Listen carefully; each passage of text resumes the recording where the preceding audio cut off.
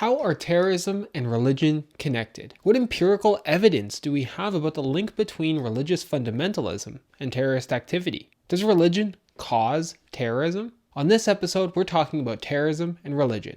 So sit back, grab a snack, and let's get to it.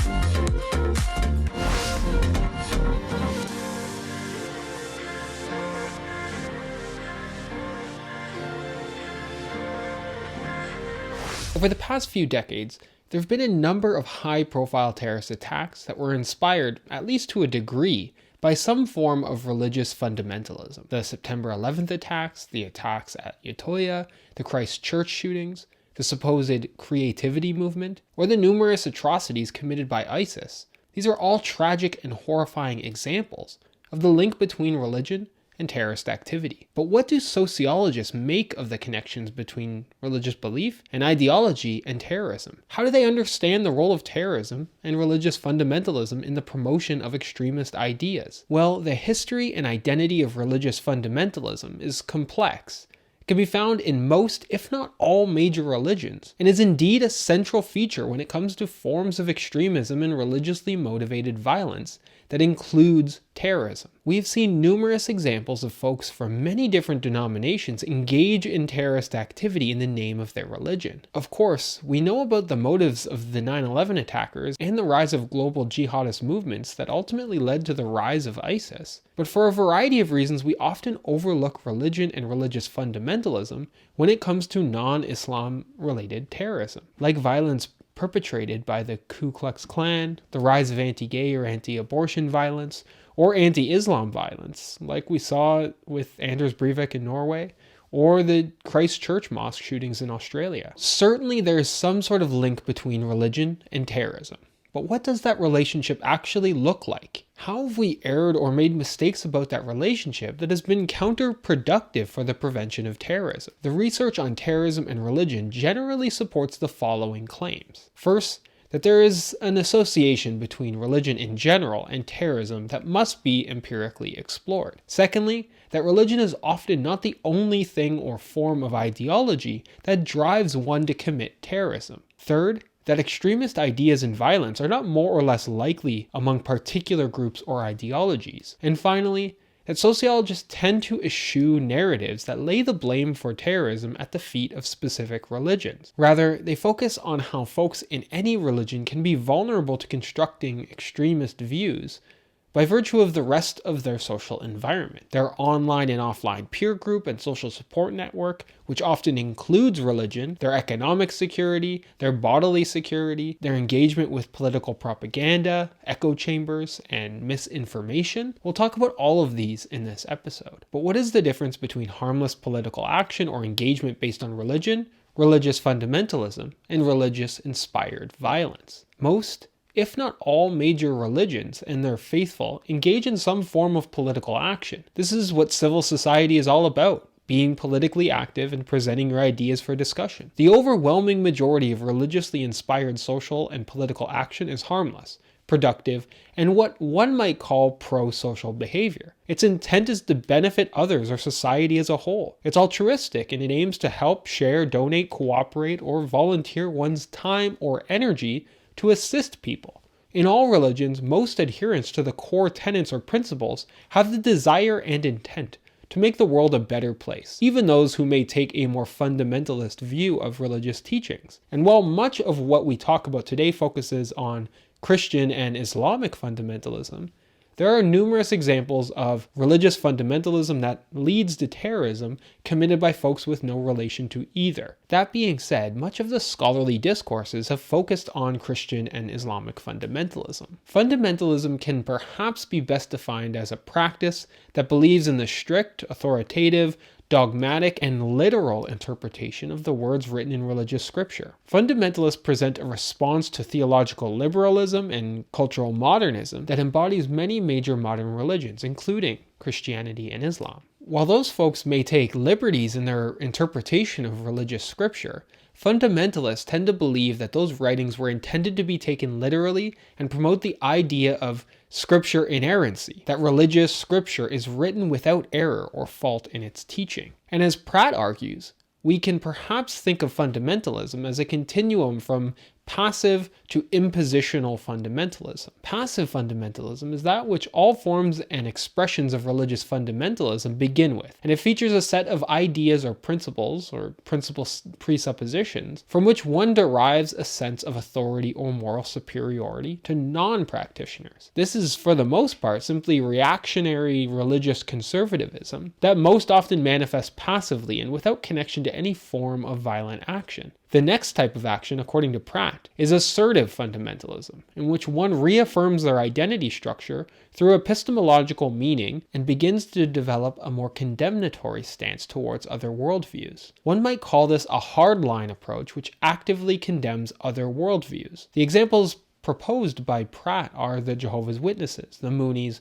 or the Exclusive Brethren. Some of these groups may even engage in the final type of fundamentalism for Pratt, impositional fundamentalism, which manifests in the application of those values to groups of people and the explicit justification and enactment of violence against them. The example highlighted by Pratt is the World Church of the Creator, or creativity movement, who promote the idea of the inherent superiority and creativity of the white race. For Pratt, violence perpetuated in the name of religious fundamentalism would be called impositional fundamentalism. While as sociologists, we should always be skeptical of typologies of human action and behavior, we can indeed look at the ways in which different forms of action manifest as features of social reality. In this way, we can and should engage in comparative historical analyses of how different groups engage in similar practices that are shaped by the agency-structure duality. Scholars have identified that there are at least two worldviews amongst most religious factions that engage in accelerating or escalational behaviors: a political action front and a religious fundamentalism front. In relation to Islam, scholars have highlighted how so-called political Islam, which can be juxtaposed with fundamentalist or neo-fundamentalist Islam, posits a worldview that can deal with and selectively integrate with modernity. These individuals and groups believe that Islam is a source of political action and identity, and refers to movements representing modern political mobilization in the name of Islam. And just like any complex group, there are a number of ideologies that reflect the broad continuum of those involved with political Islam. Folks may be conservative, orthodox, progressive, revolutionary, or they can even be militant, radical, or jihadist. Like any religious groups, there are many, many folks involved in political action, and this cannot be reduced to extremist views or ideas. Fundamentalist Islam, on the other hand, calls for a return to an ontological form of Islam that rejects modernity altogether. These groups do not want to engage with the globalized world and want to revert back to a pre-modern time and social structure. Groups such as Al-Qaeda and the Egyptian Islamic Jihad are representative of this fundamentalist Islam. And let me be clear, these typologies are much more complex than I've laid out here. As outlined by Zaidi, the militant ideology plays on recruits by promoting a highly ritualized form of jihad as the only means of defending Islam, which in many cases is the only cushion left to young people who suffer from socioeconomic insecurity and lack of opportunity in life. Jihad is also promoted as the only thing that can restore the glory of lost pristine Islamic kingdoms that have been a victim of colonial and imperialist powers. And a number of groups have been quite successful in adding a third key link between jihad and violence here: the link between a heteronormative masculinity centered on a capitalist ethic of consumerism and consumption, and jihadist violence. In other words, as we saw during the rise of the Islamic State or ISIS, recruiters were able to recruit mostly young men, both from Eastern and Western countries, by representing global jihad as a grandiose gesture of anti-tyrannical push against foreign powers attempting to ruin Islam. In so doing, the group also represents jihadists with a sense of celebrity as the protagonist in a movie against Western imperialism that embodies this hypermasculine celebrity status with big guns, big cars, money, and friends. This strategy is built onto the strategy of martyrdom used by a number of terrorist groups, including Al-Qaeda, who present death and sacrifice as the ultimate sign that one is devoted to their faith and thus significantly contribute to their religion and deserve praise in the afterlife. By producing propaganda videos for social media like Telegram, Twitter, Facebook, and YouTube, ISIS recruiters were incredibly successful in recruiting young men from both Eastern and Western countries from 2013 to 2016. They used propaganda videos that range from relatively short video executions to full-length films and documentaries. These videos have a high production quality and are very well edited to promote the idea that the global caliphate was all about inclusion and brotherhood in service of protecting Islam by fighting off Western powers seeking to destroy it. Perhaps the most notorious ISIS recruit was the so-called Jihadi John, who was a British Kuwaiti citizen recruited into the group as an executioner of sorts, and who was featured in a number of ISIS propaganda videos. In many ways, Jihadi John was a key part of ISIS's recruiting campaign because of his ability to communicate and knowledge of young British worldviews. He was featured in a number of videotaped beheadings and other executions, and sent the message that young British Muslims had a place in ISIS. As identified by J.M. Berger and Jonathan Morgan,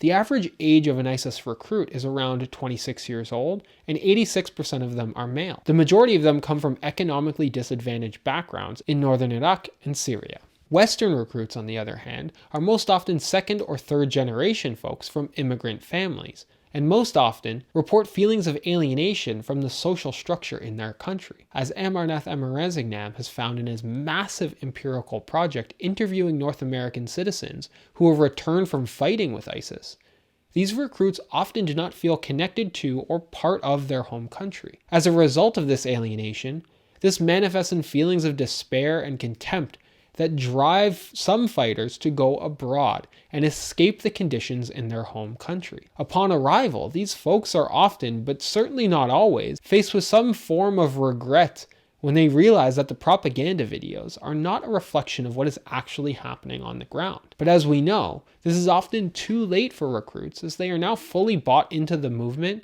or in some cases, have little to no recourse for the reversal of their decision. In this three-pronged approach to present violence as the only way to protect the religion, as the only way to return to a once glorious past, and as a desirable and even heroicized activity, has been widely successful in terrorist organizational recruitment and expansion, and is not only done by so-called Islamic terrorist organizations, but a number of non-Muslim groups, including Christian fundamentalist organizations. Neo-Nazi groups like the Proud Boys, as documented by Margot Kitts, quite explicitly bemoan the supposed loss of North American tradition and history in contemporary society, and view violence directed at the so-called white liberal elite, Jewish people, Muslims, immigrant communities, and other supposed cultural Marxists as the only way to protect their ethnic and androcentric and religious nationalist view of the world. So, similar to other militant, combative, and violent ideologies,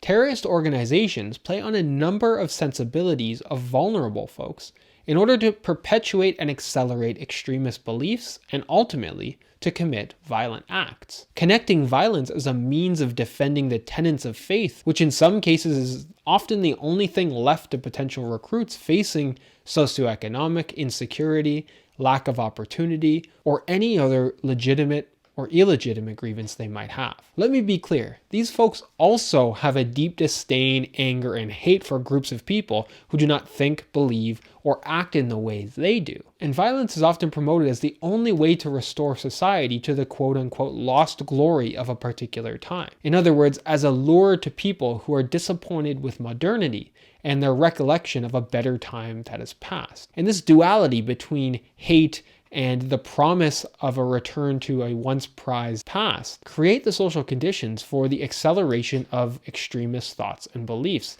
particularly targeting specific groups of people. So what social processes involved in religion make extremist ideas more or less likely? Well, we've already talked about some of the factors that might make one more or less likely to join terrorist organizations, and we've also talked about the tendency for folks to get caught up in propaganda and echo chambers of communication that reinforce and promote extremist ideas. These echo chambers, or environments where a person only encounters information or worldviews that reflect and reinforce their own at any given time, work to accelerate fundamentalist ideas. But it's not just about this trope that terrorist organizations unilaterally convince naive and impressionable folks to engage in violence. Certainly this happens, but there are also a number of examples of so-called lone wolf or one-off attacks perpetrated by folks with no formal affiliation with the terrorist group, but whose actions are related to some form of religious belief. Omar Mateen, by example, the infamous murderer who attacked the Pulse nightclub in Orlando in 2016, pledged allegiance to ISIS during the attack and had, on numerous occasions, told folks that he had relatives in Al-Qaeda and other terrorist organizations. He had no immediate connection to the group. Instead, he acted in such a way that's much closer to a lone actor who identified himself as a mujahideen, or soldier of God. So what is it about religion itself that causes one to commit violence? What is it about religious fundamentalism in particular that seems to at least be linked to extremism? Well, sociologists of religion have long documented the social features intrinsically offered by religion. Religious beliefs and ideology, religious participation, the effects of religious rituals and religious institutions as structural features of society, these all point to how religious organization is a cultural condition important to contemporary life, and is therefore important for sociologists. In this way, religion might promote one's participation in a number of latent drivers of political acceleration, like group bonding with folks who are like-minded, the resultant echo chambers of discourse, political and economic reliance on the group, fear of being stigmatized or excluded and a desire to be included by the group, a solid and directed worldview to believe in, and the mutual reinforcement of the belief that you are morally correct, all the way up to the belief that you are morally superior. Certainly, these may create, reinforce, or compound extremist views, and ultimately might lead to violence. But more than just at the individual level, religion and religious institutions operate within a broader social system in which they condition and are conditioned by other social institutions. So just as religion might be a so-called cause of extremist views, religious organization in society may also be explored for how it contributes to the discouragement or deterrence of political extremism. And this is perhaps why we might see increased rates of terrorism in societies with more legal constraints on free speech and freedom of religion, or at least it's hypothesized. As argued by Nilay Saya and Anthony Skim, in societies that are more legally liberal when it comes to religion, religious extremists may be more likely to moderate their positions for two reasons. Governments that refuse to systematically discriminate against religious groups in society allow for a wide range of religious practices and doctrinal interpretations to flourish. Even if folks disagree on matters of faith and practice, they tend to see other religious interpretations as at least legitimate. The result is something of a marketplace of ideas in which religious extremists must compete with more moderate interpretations. Religious extremists holding violent or political theologies may well and certainly do exist, but the environment of religious freedom can serve to deprive terrorists of their much-needed logistical and social support they need to carry out their attacks. Secondly, as it's hypothesized, the political advantages that come with widespread religious freedom, as in other forms of liberty, set the conditions that allow folks, including extremists, to work through alternative and legitimate channels like electoral participation, grassroots activism, and civic engagement. These legitimate channels offer folks the opportunity to shape religion, politics, and society without resorting to violence. In so-called free countries, religious actors can use political institutions rather than attack them. In order to gain political support, they need to compete with others for votes, and thus must appeal to the political center to acquire them, rather than attack the system itself. And as sociologists Charles Kurzman and Ilal Naqvi suggest, this encourages religious extremists to present a more moderate position, which thus stifles the opportunity for and benefits of political violence. In this way, religious freedom and freedom of expression at the structural level can actually reinforce a society's ability to cope with and possibly even prevent the manifestation of terrorism. But for sociologists and others studying the complex relationship between terrorism and religion, the reductionist conclusion that religion causes terrorism should be more clearly articulated as what social conditions, including religion and participation in religious practices, make terrorism more or less likely. So naturally, the question for sociologists then is, how do we study the connections between religion and terrorism? Well, there is a long and well-established history of the sociology of religion that dates back to some of the foundational work on ritual,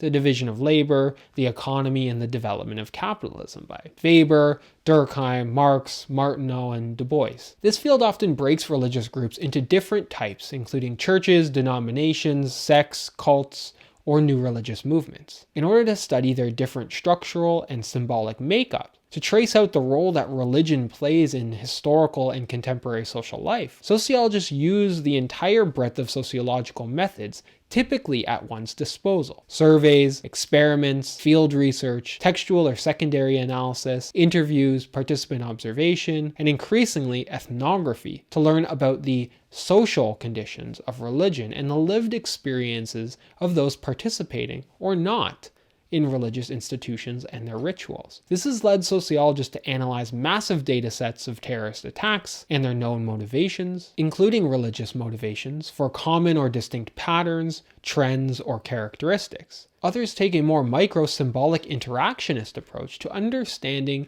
the lived experiences that shape religious and political extremism through in-depth interviews or case study analyses of terrorist group membership. Some study how religion is represented in mass media in such a way that it actually promotes these false dichotomies between, say, Christian and Islam, or between the so-called East and West. And increasingly, sociologists and social psychologists are embarking on new ethnographic studies with terrorist organizations that look to gain true insight into the lived reality of those participating in religiously motivated terrorist organizations. What are their lives like? What shapes their beliefs? How are those beliefs disseminated? How are others recruited? And how do folks justify their beliefs and actions? The field of sociology of terrorism is burgeoning with potential, as there are still so many questions about the role that religious fundamentalism plays in creating, promoting, disrupting, resisting, and even preventing extremist and political violence. It is therefore up to all of us as budding sociologists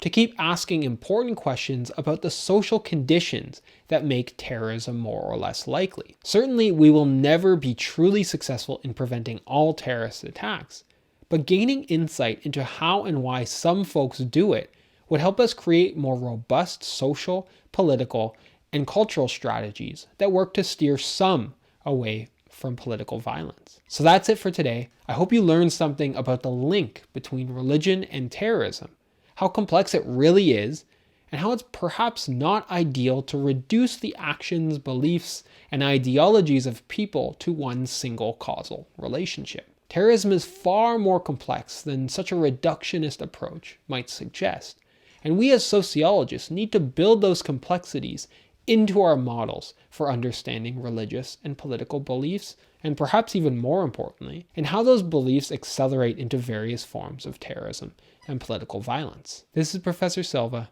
and I'll catch you on the next episode of the Sociology of Terrorism.